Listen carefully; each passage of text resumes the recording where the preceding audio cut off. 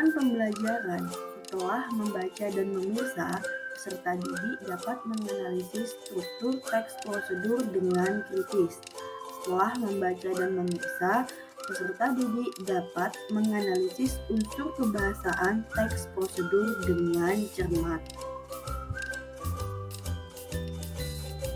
Struktur teks prosedur. Yang pertama, pendahuluan. Pendahuluan yaitu berisi ajakan penulis kepada pembaca untuk mengikuti apa yang dilakukan dalam prosedur tersebut. Yang kedua, alat dan bahan. Alat dan bahan berisi apa-apa saja yang digunakan dan diperlukan dalam pembuatan teks prosedur. Yang ketiga, langkah-langkah berisi urutan atau cara melakukan prosedur. Yang keempat, penutup berisi bagaimana pembuatan teks prosedur dan macam-macam teks prosedur. Yang pertama, cara membuat. Yang kedua, cara melakukan. Yang ketiga, cara memainkan. Yang keempat, cara menggunakan. Macam kaidah kebahasaan teks prosedur. Baiklah, ayo kita simak kaidah kebahasaan teks prosedur. Yang pertama, ada kalimat perintah. Ciri-ciri kalimat perintah: A. Menggunakan tanda seru. B. Menggunakan partikel lah atau kan. C. Berpola kalimat inverse atau predikatnya mendahului subjek. D. Jika dilafalkan, berintonasi tinggi di awal, berintonasi rendah di akhir. Contoh: panaskan air dengan panci di atas kompor. 2. Kalimat larangan merupakan kalimat yang bermakna melarang orang melakukan sesuatu. Contoh, jangan tergesa-gesa dalam melukiskan lilin.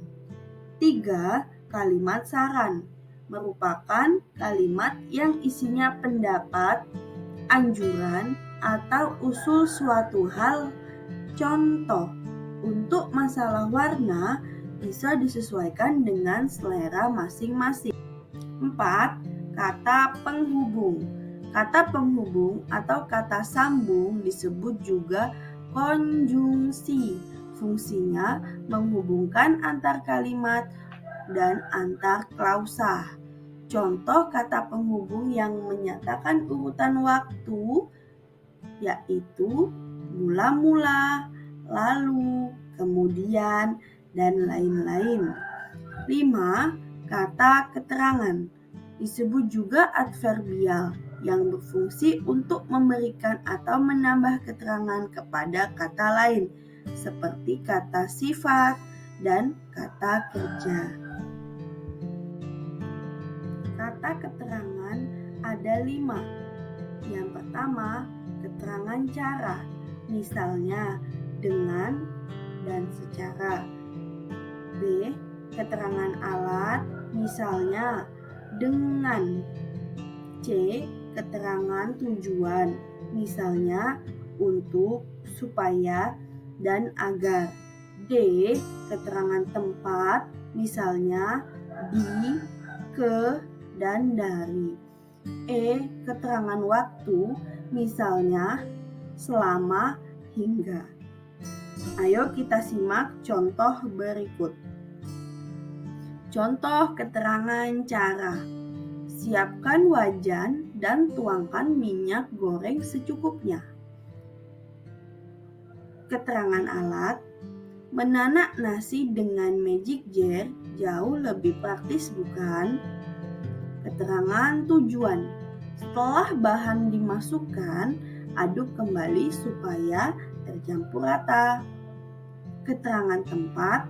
Isi dengan air, ukur sampai 2 ruas jari. Keterangan waktu. Tunggu sekitar 5-10 menit. Terima kasih. Sampai di sini, ada yang ingin ditanyakan? Kalau tidak, ayo kita berlatih pada LK.